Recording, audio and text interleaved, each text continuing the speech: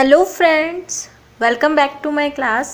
जैसा कि आप जानते हैं, हम RSCIT जो कि राजस्थान की कई वैकेंसीज़ में सर्टिफिकेट वैलिड है, उसका जो सिलेबस है उसे कवर करते जा रहे हैं और काफ़ी सिंपल लैंग्वेज में, सिंपल भाषा में हम कोर्स कवर कर रहे हैं।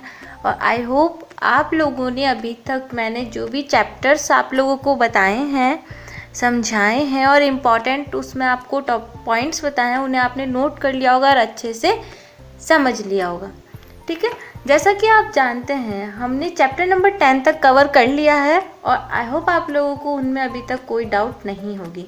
अगर आप लोगों को डाउट हो तो आप कमेंट बॉक्स के थ्रू भी पूछ सकते हैं। ठीक है, देखिए चैप्टर नंबर 10 हमारा हो गया है। देन उसके बाद हमारा आता है चैप्टर नंबर 11, चैप्टर नंबर 12 और चैप्टर नंबर 13। देखिए 11 है हमारा माइक्रोसॉफ्ट वर्ड एप्लीकेशंस पे, माइक्रोसॉफ्ट एक्सेल हमारा चैप्टर नंबर 12 और माइक्रोसॉफ्ट पावर पॉइंट हमारा चैप्टर नंबर 13 है। देखिए इसका थ्योरी का हम अभी नहीं लेंगे, क्योंकि हमने इस पर पूरा प्रैक्टिकल हमारी वीडियोस बना रखी है। और अगर आपको इन पर प्रैक्टिस करनी है, माइक्रोसॉफ्ट वर्ड के डे 1 से लेके काफ़ी डेज़ मैंने अपलोड करी हैं वीडियोस। आप क्या करिए, मेरे चैनल पे प्लेलिस्ट में जाके माइक्रोसॉफ्ट वर्ड के प्लेलिस्ट को ओपन करेंगे तो वहाँ से डे 1 से आप अपनी माइक्रोसॉफ्ट वर्ड पे प्रैक्टिकल नॉलेज को क्या कर सकते हैं, इम्प्रूव कर सकते हैं। इसी तरह मैंने एक्सेल की भी अलग से वीडियोस और प्लेलिस्ट बना रखी है, तो आप उनको देख सकते हैं। पावर पॉइंट की भी मैंने अलग से वीडियोस और प्लेलिस्ट बना रखी है, तो आप उन पर विजिट करके अपनी प्रैक्टिकल नॉलेज को इम्प्रूव कर सकते हैं। ठीक है, जब एक बार आपको प्रैक्टिकल नॉलेज आ जाएगी तब हम इनके बारे में डिस्कस कर लेंगे। बाकी इन तीनों चैप्टर्स में जो आपके इम्पॉर्टेंट है वो केवल आपकी प्रैक्टिकल नॉलेज इम्पॉर्टेंट है, जो कि मैंने अपनी प्रैक्टिकल वीडियोस से आप लोगों को दे दी है। ठीक है, तो अब आप लोगों का वर्क है कि अगर आप इन प्रैक्टिकल जो आपके चैप्टर्स हैं उन पर प्रैक्टिस करना चाहते हैं तो आप लोगों को मेरी उन प्रैक्टिकल्स वाली, जिसमें Word, Microsoft Word 2019, Microsoft Excel 2019 और माइक्रोसॉफ्ट पावर पॉइंट 2019, उसके बारे में जो वीडियोस और प्लेलिस्ट है आपको उन्हें विजिट करके अपनी नॉलेज गेन करनी होगी। ठीक है, तो हम इन 3 चैप्टर्स को कवर ना करते हुए हमारा आज जो चैप्टर हम स्टार्ट करेंगे वो होगा हमारा चैप्टर नंबर 14, जिसका कि नेम है साइबर सुरक्षा एवं जागरूकता। ठीक है, काफ़ी सिंपल और काफ़ी स्मार्ट आपका ये चैप्टर है कि आप लोगों को अपने किस तरह से सिक्योर होना चाहिए। आजकल के टाइम पे जैसा कि हम जानते हैं हमारा ऑनलाइन बहुत सा वर्क ऑनलाइन होता है। अब उस ऑनलाइन वर्क में अगर कोई थर्ड पर्सन हैक कर रहा है, डिटेल्स को एक्सेस कर रहा है और उनका मिसयूज़ कर रहा है, तो वो हमारा साइबर सिक्योरिटी की कुछ के साथ छेड़छाड़ कर रहा है ना। तो अगर हम नहीं चाहते कि कोई थर्ड पर्सन हमारी डिटेल्स देख सके, उनका यूज़ कर सके, तो हमें किस तरह से अवेयर होना है, किस तरह से हमें कुछ अपडेट्स करने होते हैं, किस तरह हमें सेटिंग्स करनी होती है, वो सब हमारा इस चैप्टर में आ जाएगा, जिसका कि नेम है साइबर सुरक्षा एवं जागरूकता। यानी आपको नॉलेज होनी चाहिए, तब ही आप इन अटैक्स से क्या कर सकते हैं, अपनी डिवाइसेस को बचा सकते हैं। तो चलिए स्टार्ट करते हैं चैप्टर नंबर 14। देखिए स्टार्ट करते हैं चैप्टर नंबर 14 का name cyber security and awareness है ना। आपके पास अवेयरनेस होगी तभी आप अपने अटैक्स, अपने डिवाइस को बहुत से अटैक्स से क्या कर सकते हैं, बचा सकते हैं। परिचय, सबसे पहले इंट्रोडक्शन। अभी जैसे मैंने आपको बताया कि आज हर काम हम ऑनलाइन कर रहे हैं, वही यहाँ पे पैराग्राफ में आपको दिया जाएगा। आज आईटी और आईटी सिस्टम हमारे दैनिक जीवन के व्यापक और अभिन्न अंग बन गए हैं। ऑनलाइन लेन देन, online transactions, online banking, online खरीद करना, डेबिट कार्ड का यूज़, क्रेडिट कार्ड का यूज़, हाउस होल्ड बिल्स का जो पेमेंट है हम वो किससे कर रहे हैं, ऑनलाइन मीडियम का यूज़ करते हुए कर रहे हैं। काफ़ी अहम हिस्सा बन गया है हमारा ऑनलाइन प्लेटफॉर्म्स, क्योंकि हमें कहीं जाना नहीं पड़ता। हम घर बैठे इन सभी तरीके के पेमेंट्स घर बैठे मात्र मिनटों में या सेकंड्स में भी क्या कर सकते हैं, हम पे कर सकते हैं। हम खरीदारी, शिक्षा, एजुकेशन, मनोरंजन, एंटरटेनमेंट और बिजनेस और कई अन्य उद्देश्यों के लिए कंप्यूटर का यूज़ कर रहे हैं। इसलिए हमारी व्यक्तिगत जानकारी, personal information, medical record, tax record, school और कॉलेज रिकॉर्ड सहित सभी प्रकार के विवरण इन कंप्यूटरों में जमा किए जाते हैं। कई बार क्या होता है, हमारी डिटेल्स सेव हो जाती है इन कंप्यूटर्स में, क्योंकि काफ़ी सारे हमें ऑनलाइन प्लेटफॉर्म्स के तरह काफ़ी यूजेस करने पड़ते हैं, काफ़ी हम वर्क करते हैं, तो हमारी डिटेल्स क्या रहती है, डिवाइसेस में स्टोर होती जाती है। साइबर सिक्योरिटी को कंप्यूटर सिक्योरिटी के रूप में भी जाना जाता है। ये क्वेश्चन आ सकता है कि क्या साइबर सिक्योरिटी को कंप्यूटर सिक्योरिटी के रूप में जाना जा सकता है, तो आपका आंसर होगा वहाँ पे यस। साइबर सिक्योरिटी का अर्थ कंप्यूटर हार्डवेयर, सॉफ्टवेयर, डेटा या सूचना आदि, आप हार्डवेयर पार्ट्स जानते ही हैं, सॉफ्टवेयर आप जानते ही हैं, डेटा आप जानते ही हैं, ये हमने पहले की क्लासेस में डिस्कस कर रखा है, ये क्या होते हैं टर्म्स, इंफॉर्मेशन आदि। साथ ही कंप्यूटर सिस्टम के कामकाज को किसी भी प्रकार के नुकसान, व्यवधान एवं चोरी आदि से सुरक्षा देना होता है। यानी साइबर सिक्योरिटी क्या होता है, हमें हर तरह से प्रोटेक्शन देता है, हमारी हर डिवाइसेस को अटैक्स से बचाना है, इसका क्या होता है, मेन पर्पस होता है। साइबर सुरक्षा hardware, software, network, database code, internet operator और कंप्यूटर सिस्टम से संबंधित किसी भी चीज़ पर प्रत्यक्ष या अप्रत्यक्ष रूप से लागू किए गए मल्टीपल प्रोटेक्शन मैकेनिज्म का एक कॉम्बिनेशन है। कंप्यूटर पर बढ़ती हुई निर्भरता और समाज में बढ़ते हुए इंटरनेट और स्मार्टफोन के उपयोग की वजह से साइबर सुरक्षा अब दिन प्रतिदिन का अधिक महत्वपूर्ण होती जा रही है। आप देख रहे हैं जैसा कि हम इंटरनेट का यूज़ करते हैं तो केवल एक फ़ोन से ही नहीं करते हैं, हम काफ़ी हमारे सॉफ्टवेयर एप्लीकेशंस का भी यूज़ करते हैं, हमारे इंटरनेट का यूज़ भी कर रहे हैं, हमारे पास डिवाइसेस भी होनी चाहिए। तो जो ये अटैक्स होते हैं ये इनमें से किसी भी प्लेटफॉर्म पर अटैक्स हो सकते हैं, चाहे वो डायरेक्ट रूप से हो या इनडायरेक्ट रूप से। तो हम क्या चाहते हैं, हमारे इन डिवाइसेस पर प्रोटेक्शन रहे, कोई हैकर अटैक ना कर सके, इसके लिए हम साइबर सुरक्षा की क्या हो गई है, हमारे आज के समय में काफ़ी ज़रूरत हो गई है। इस अध्याय में साइबर थ्रेट्स, इन खतरों से सिस्टम, व्यक्तिगत जानकारियों की सुरक्षा, ट्रस्टशील सुरक्षित ब्राउजिंग आदतें, सिक्योर ब्राउजिंग हैबिट्स के बारे में जानकारी शामिल है। आईटी के सामाजिक, कानूनी और नैतिक पहलुओं को भी हम इसमें शामिल करेंगे। ठीक है, जो चैप्टर्स हैं मोस्टली आपको बताएगा कि कितने टाइप्स के आपके साइबर थ्रेट्स होते हैं, कितने तरह से अटैक्स होते हैं आपके सिस्टम पे, उनसे कैसे बचाया जा सकता है, किस तरह आप ब्राउजिंग हैबिट्स अच्छी होनी चाहिए ताकि आपकी डिवाइसेस पर अटैक्स ना हो। ठीक है, यही इसके बारे में है।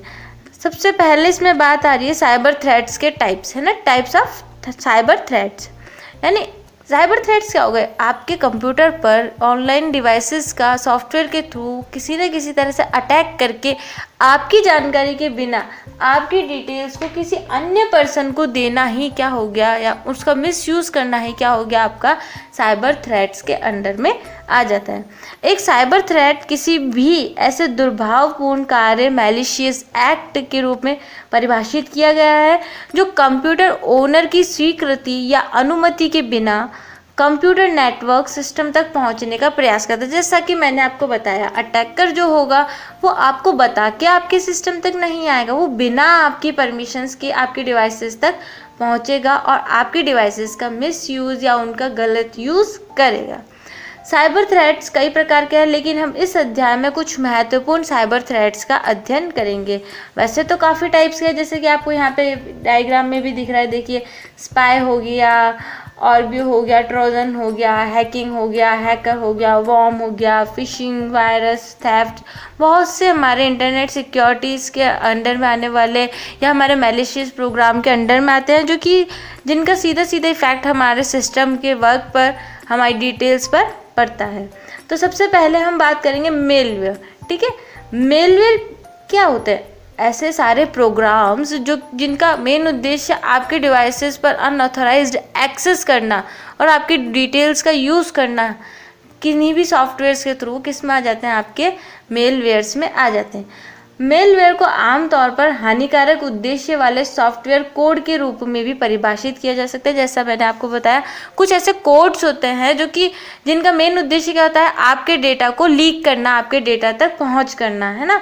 और ये किसके थ्रू बने होते हैं? सॉफ्टवेयर्स के थ्रू बने होते हैं। ऐसे ही तो अटैकर आपके डिवाइसेस पर अटैक नहीं कर सकते। अटैकर्स क्या होते हैं? वो बहुत ही शार्प माइंड के, बहुत ही क्या कह सकते हैं, स्ट्रॉन्ग क्या बनाते हैं? सॉफ्टवेयर्स बनाते हैं जिनका यूज़ वो आपकी डिटेल्स को एक्सेस करने के लिए यूज़ में लेते हैं। बहुत ही मिसयूज़ आपकी डिटेल्स का करने के लिए रहता है, ताकि कई तरह से आपको हार्म किया जा सके, है ना। तो बहुत ही शार्प तरीके से वो क्या बनाते हैं? सॉफ्टवेयर बनाते हैं।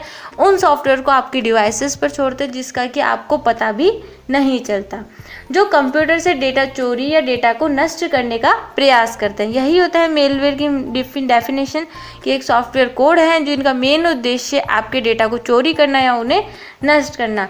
यह आमतौर पर एक ईमेल अटैचमेंट, ईमेल में हमारे पास जब अटैचमेंट आते हैं, हम उन्हें अज्ञानवश क्लिक करके ओपन कर लेते हैं, तो उसके थ्रू भी हमारे डिवाइसेस में क्या आ सकते हैं? मेलवेयर्स प्रोग्राम आ सकते हैं। सॉफ्टवेयर डाउनलोड करते हैं, आप इंटरनेट से कुछ भी डाउनलोड करते हैं बिना सिक्योर साइट देखे हुए, तो उसके थ्रू भी वायरस आपके कंप्यूटर सिस्टम में आ सकते हैं।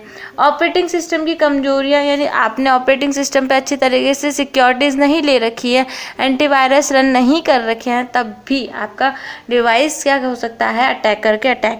अटैकर हो सकता है, के माध्यम से कंप्यूटर में प्रवेश करता है। मुख्यतः मेलवेयर निम्नलिखित प्रकार के पाए जाते हैं: virus, Trojan horse and spyware. ठीक है, मेलवेयर यहाँ पे अभी 3 प्रकार के बता रहे हैं आपको: virus, Trojan horse and spyware.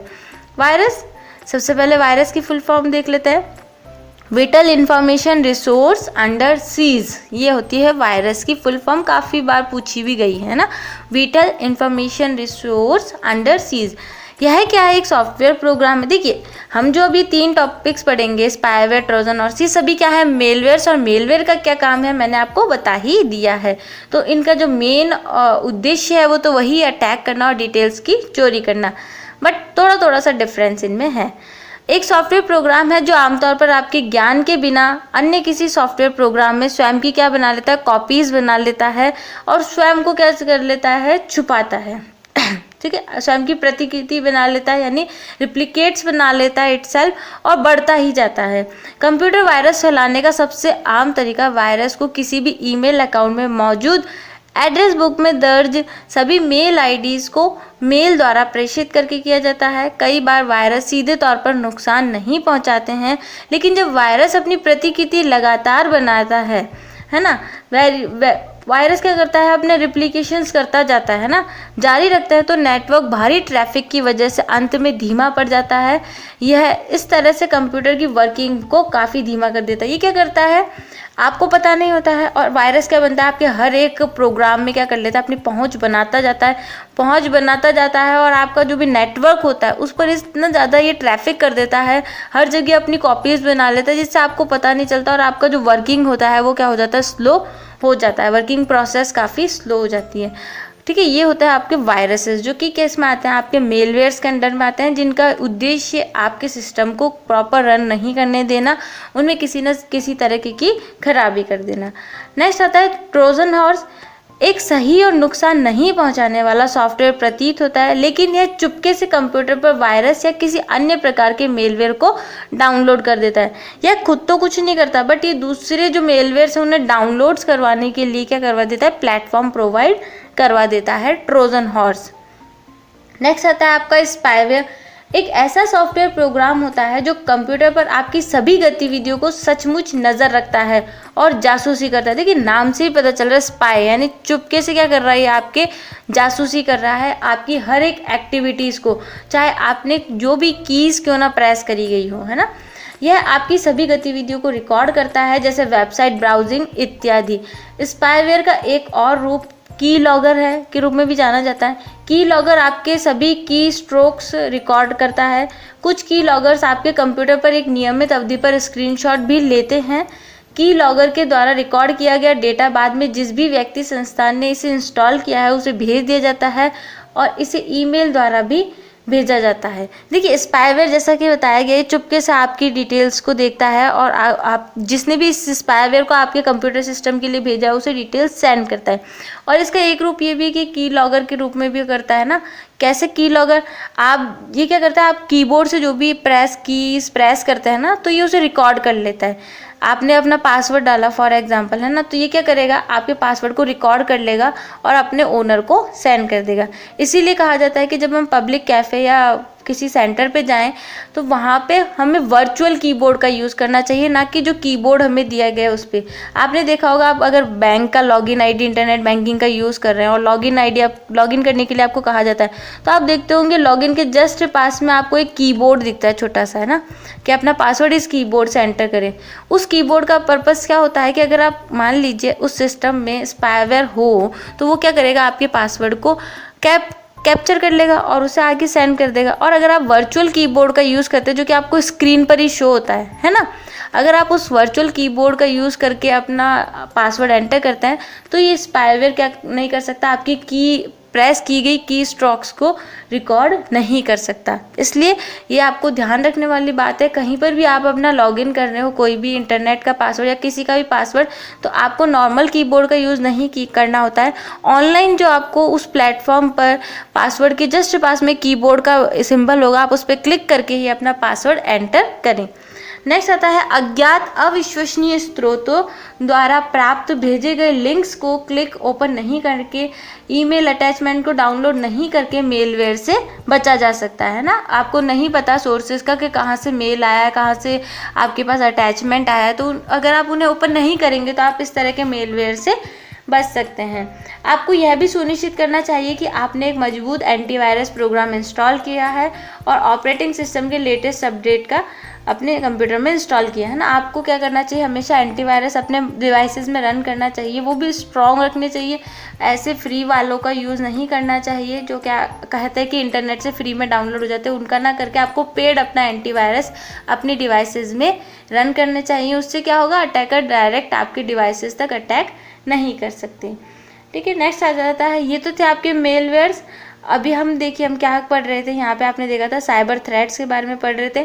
Cyber threats में हमारा पहला था मेलवेयर, ठीक है, पहला हमारा मेलवेयर है। सेकंड आता है हमारा फिशिंग, ठीक है, सेकंड आ गया हमारा फिशिंग। फिशिंग काफ़ी इंपॉर्टेंट है, इंपॉर्टेंट ये पूरा पैराग्राफ ही है, ये दोनों पेजेस भी आपके इंपॉर्टेंट है। अब हम बात करते हैं फिशिंग, काफ़ी इंपॉर्टेंट है, इंपॉर्टेंट मार्क करिएगा इस पर। फिशिंग अटैक्स में, फिशिंग अटैक देखिए नेक्स्ट आता है फिशिंग। फिशिंग अटैक काफ़ी इंपॉर्टेंट है। फिशिंग अटैक में क्या होता है, आमतौर पर आपको आपके ईमेल पर एक लिंक भेजा जाता है जिसमें कि क्या किया जाता है, आपसे आपकी पर्सनल डिटेल्स पूछी जाती है, जैसे कि आपका password, name, birthday date, pin number, इनका यूज़ करके आपके डिवाइसेस तक एक्सेस किया जाता है। फिशिंग ईमेल स्पैम ईमेल के मुकाबले ज़्यादा खतरनाक होते हैं, ठीक है। फिशिंग ईमेल्स जो होती है ना, वो नॉर्मल आपकी स्पैम ईमेल होती है ना, उनसे ज़्यादा क्या होता है, खतरनाक होते हैं। आप ईमेल को खोलने से पहले उसके सोर्सेज की जांच करें कि ऑथेंटिक है या नहीं। अगर आपको ऐसा लगता है कि ईमेल भेजने वाले के बारे में आपको कोई जानकारी नहीं है तो आप उस ईमेल को ओपन नहीं करें। ऐसा करके आप फिशिंग अटैक को रोक सकते हैं। देखिए फिशिंग अटैक्स में क्या हो जाता है, आपसे आपकी डिटेल्स पूछी जाती है, एक मेल भेजा जाता है जिसमें आपसे डिटेल्स फिल करने के लिए कहा जाता है और आप अज्ञानवश आप सोचते हैं ये कोई ऑथेंटिक सोर्सेज है, अपनी डिटेल्स वहाँ पे एंटर कर देते हैं और आप साइबर थ्रेट्स के अटैक्स में फंस जाते हैं। तो आपको अननोन सोर्सेज से आई हुई मेल्स पे रिप्लाई नहीं देना चाहिए। नेक्स्ट आता है आपका पासवर्ड अटैक्स। पासवर्ड अटैक्स में क्या होता है कि आपके जो भी पासवर्ड होते हैं उनको हैकर्स क्या कर लेते हैं, अटैक करने की कोशिश करते हैं। इसलिए कहा जाता है कि अपना पासवर्ड क्या बनाना चाहिए, स्ट्रॉन्ग पासवर्ड बनाना चाहिए, जिसमें कि क्या होना चाहिए, आपके पास अपर केस होना चाहिए, कैपिटल लेटर्स होने चाहिए, लोअर केस होना चाहिए, नंबर्स होने चाहिए और स्पेशल कैरेक्टर्स का आपको यूज़ करना चाहिए। और जो इसके मिनिमम बिट्स होने चाहिए यानी नंबर्स होने चाहिए वो 8 कैरेक्टर से आपको ज़्यादा ही रखने चाहिए। इसके बारे में पढ़ लेते हैं, समझा मैंने दिया ये।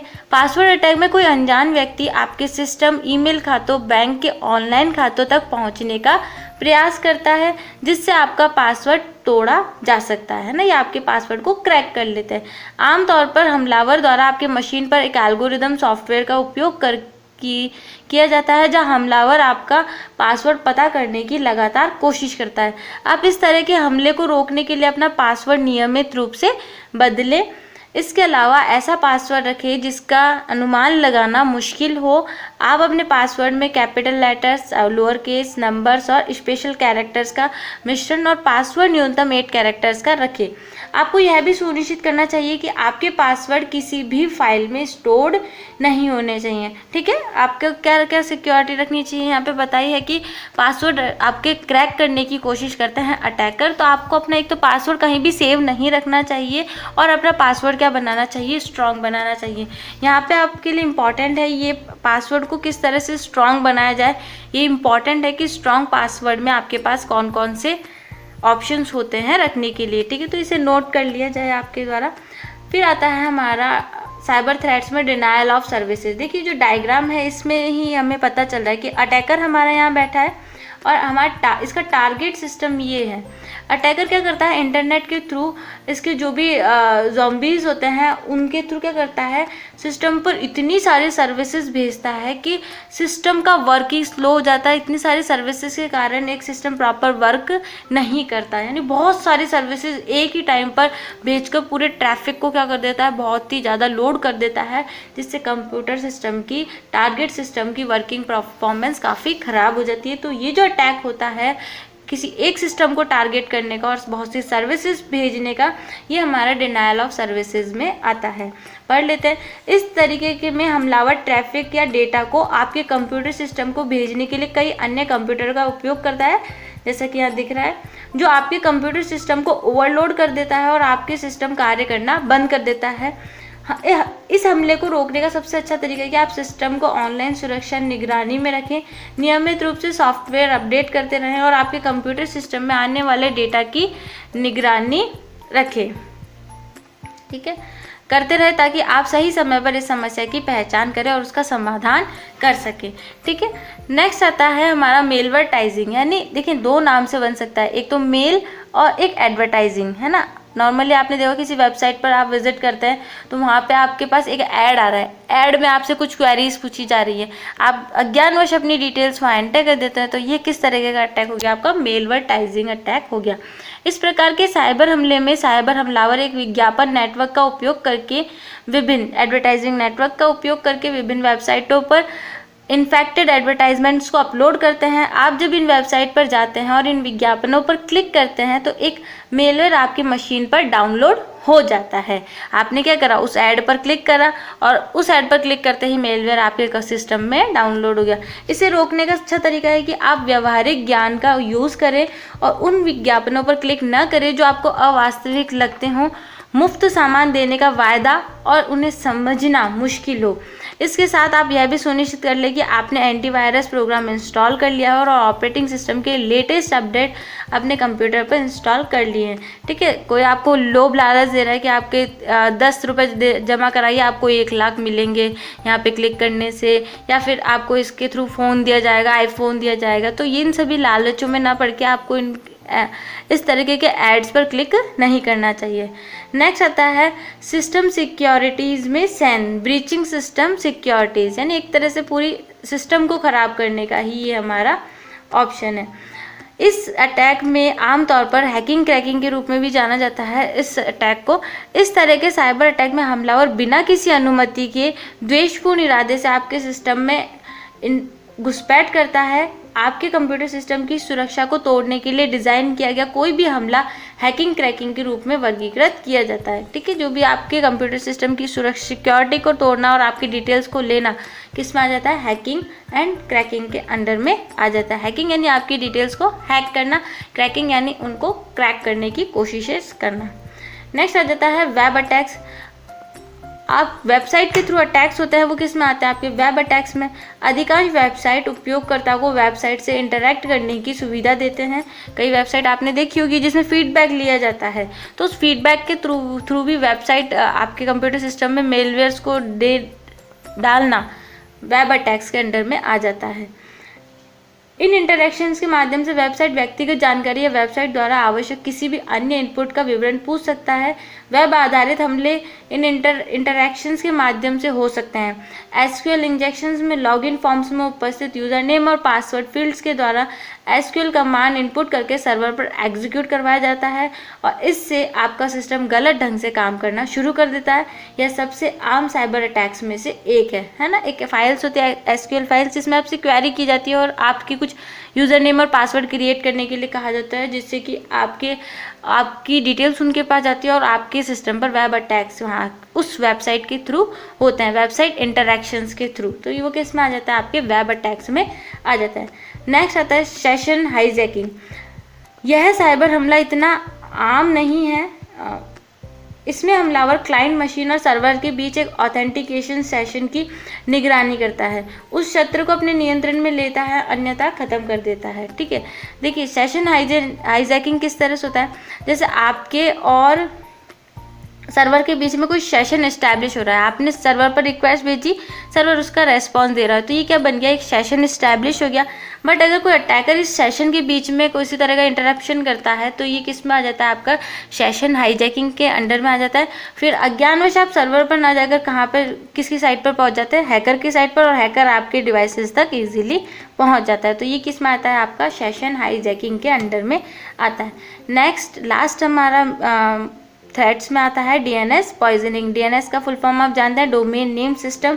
डोमेन नेम सिस्टम क्या करेगा, जो भी डोमेन नेम सिस्टम के थ्रू है ना, IP एड्रेस के थ्रू जो भी किसी तरह का अनऑथराइज्ड एक्सेस या अटैक करने की कोशिश की जाएगी, वो आपके DNS पॉइजनिंग में आती है।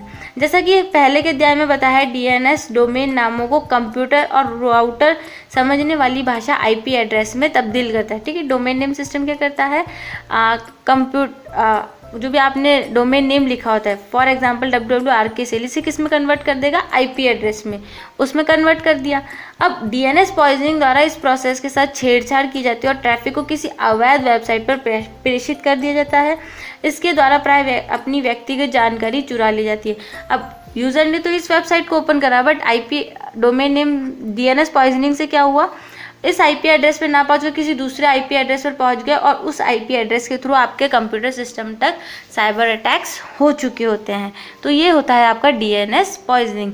तो आज की क्लास में तो हमने देखा कि कितने टाइप्स के अटैक्स होते हैं और किस किस टाइप्स के अटैक्स हमारे सिस्टम पर हमारा इफेक्ट कर सकते हैं, हमारे डेटा को लीक कर सकते हैं। तो आई होप आपको मैंने सिंपल लैंग्वेज में बहुत समझाने की कोशिश करी है। तो इनको नोट्स बनाइए, काफ़ी इंपॉर्टेंट चैप्टर है, एग्ज़ाम के पॉइंट ऑफ व्यू से भी सारे अटैक्स आपके काफ़ी इंपॉर्टेंट हैं। तो इन्हें नोट्स करिए और अगर किसी भी तरह का डाउट हो तो आप कमेंट बॉक्स में पूछ सकते हैं। तो आज की क्लास के लिए इतना ही, मिलते हैं नेक्स्ट क्लास में इस चैप्टर को कवर करते हुए। तब तक के लिए सीखते रहिए और कुछ नया करते रहिए। और thanks for watching my video. Thank you once again.